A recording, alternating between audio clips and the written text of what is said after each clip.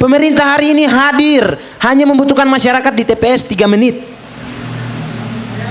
Itu pun setelah itu tidak diperdulikan lagi. Itulah kesalahan berpikir para pendukung Prabowo. Diiming-imingi dengan makan gratis, makan siang gratis, susu gratis, tapi pendidikan mahal. Inilah mirisnya bangsa,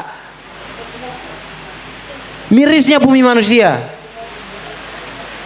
Apakah bangsa Indonesia ini lahir hidup di dunia itu untuk makan? Mereka makan untuk hidup atau hidup untuk makan? Artinya di dalam ketegangan urgensi biaya pendidikan yang mahal, mereka hadir dengan janji politik bahwasannya kita akan gratiskan makan siang, kita akan berikan susu gratis.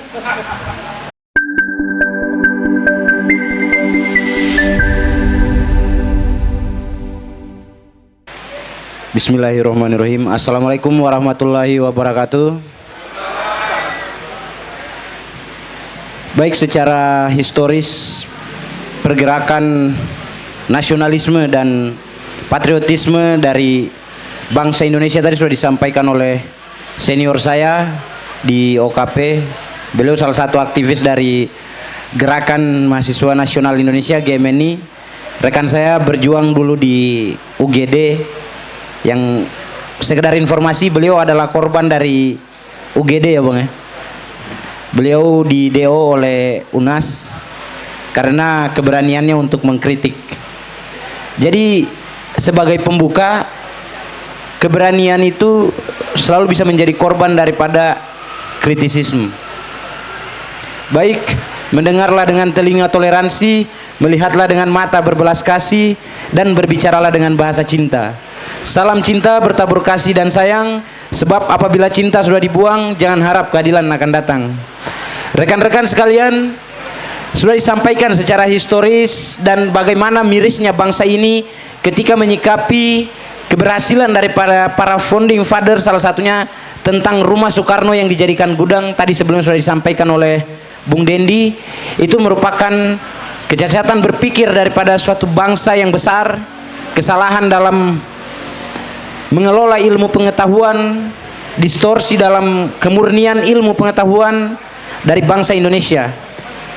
Perlu diketahui juga bahwasannya distorsi terhadap kemurnian ilmu di bumi Indonesia saya rasa sudah terjadi sejak Jokowi menjadi pemimpin di bangsa ini.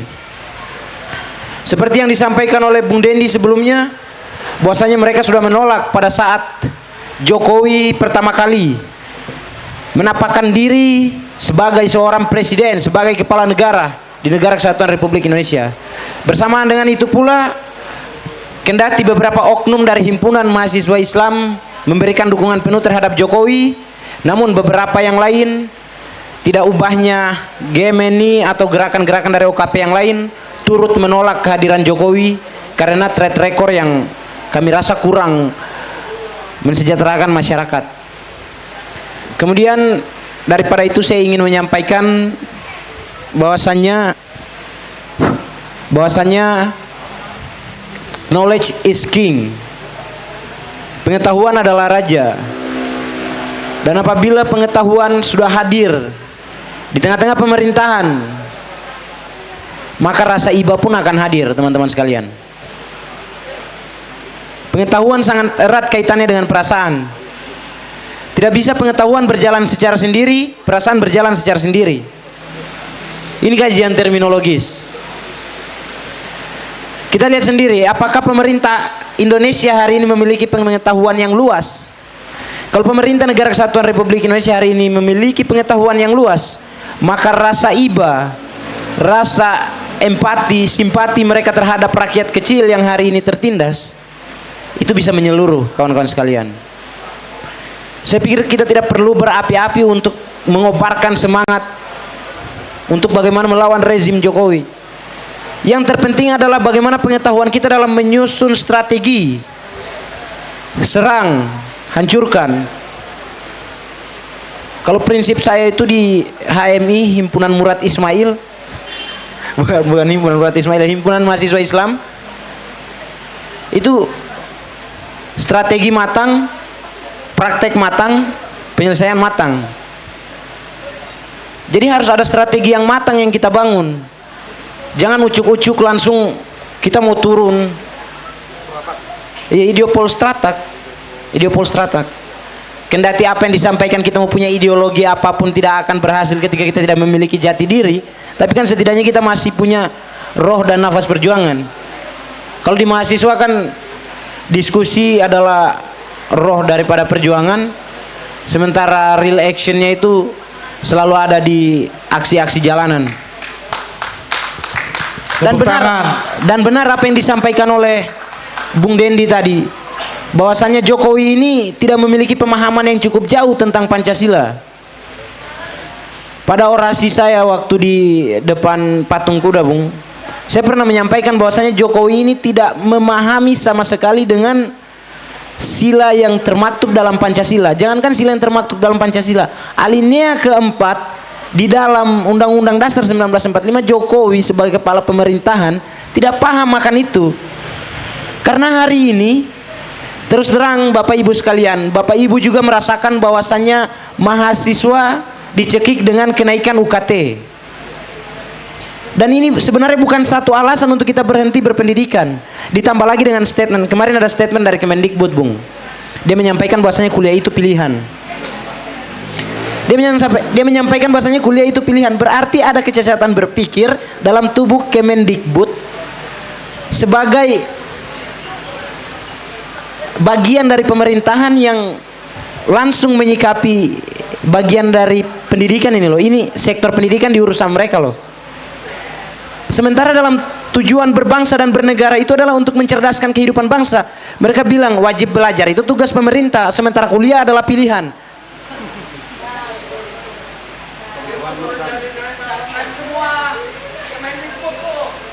Iya, benar.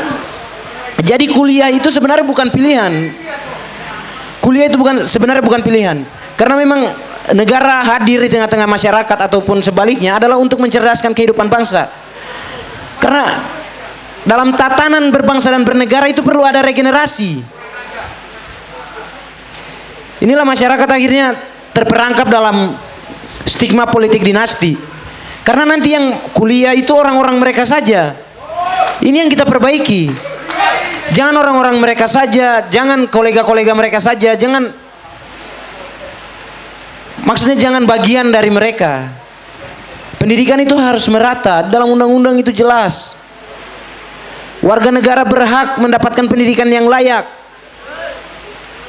Baik itu wajib belajar 9 tahun, wajib belajar 12 tahun, maupun pendidikan di perguruan tinggi. Apabila hari ini masyarakat tidak mengenyam pendidikan dalam perguruan tinggi, siapa yang bisa memastikan bahwasanya mindset masyarakat hari ini adalah bisa sama-sama memajukan bangsa dalam sektor apapun, baik dari pertanian, dalam agraria, dalam nelayan, dalam tambang. Siapa yang bisa menjamin itu? Pemerintah tidak bisa menjamin itu.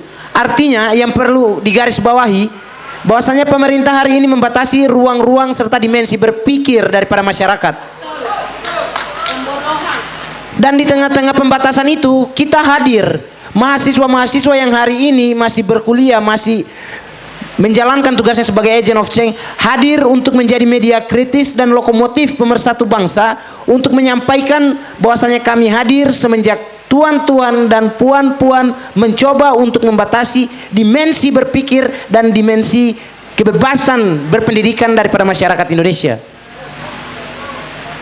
Baik, lebih lanjut saya sampaikan bahwasanya di sini semua selain ada mahasiswa, ada orang tua saya juga. Orang tua saya juga merasakan bahwasanya bagaimana ketika uang kuliah tunggal, biaya perkuliahan itu mencekik ekonomi masyarakat. Artinya mahasiswa yang hari ini dengan tagline sebagai agent of change itu hanya menjadi ilusi. Kampus menjadi media penghisap untuk mahasiswa, mahasiswa menjadi media penghisap untuk orang tuanya. Ini yang harus kita ketahui. Dan ini siapa yang harus disalahkan? Yang harus disalahkan adalah kebijakan negara.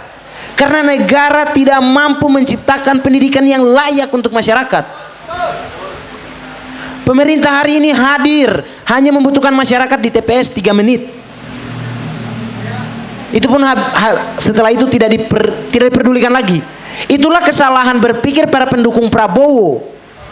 Diiming-imingi dengan makan gratis, makan siang gratis, susu gratis, tapi pendidikan mahal. Inilah mirisnya bangsa, mirisnya bumi manusia. Apakah bangsa Indonesia ini lahir hidup di dunia itu untuk makan? Mereka makan untuk hidup atau hidup untuk makan? Ini satu keanehan. Makanya Prabowo itu lebih layak saya sebut sebagai menteri makan-makan daripada presiden. Tepuk tangan kepada Roja. Iya, pemerintah harus membentuk satu sektor pemerintahan baru, yaitu Kementerian Makan-Makan.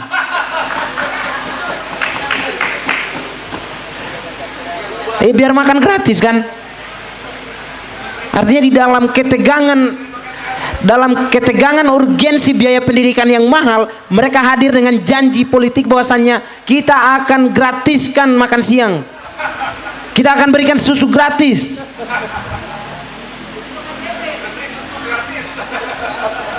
Tapi kan yang harus kita pikir ini adalah impact, efek domino daripada itu semua.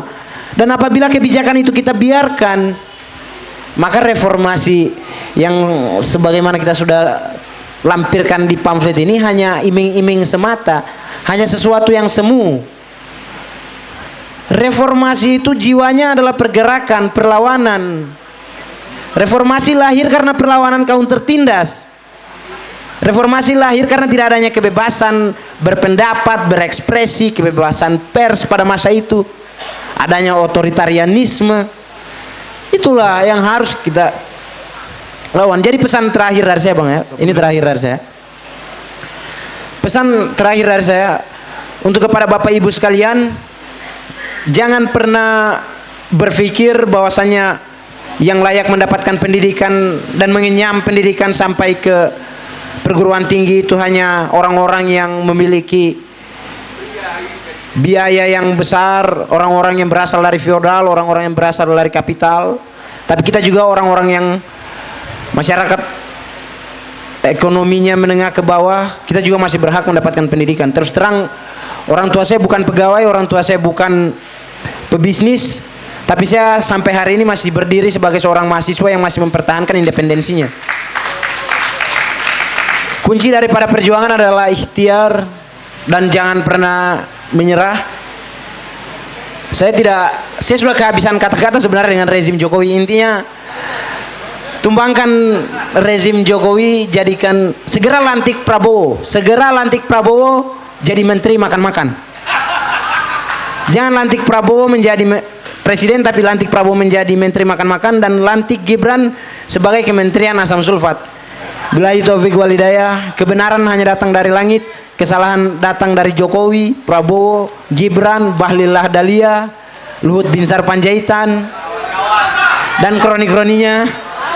Dan rakyat Indonesia selalu menjadi korban. Hasta la victoria siempre, patria o muerte. Maju terus dan menang, tanah air atau mati, sebab mundur adalah pengkhianatan. Assalamualaikum warahmatullahi wabarakatuh.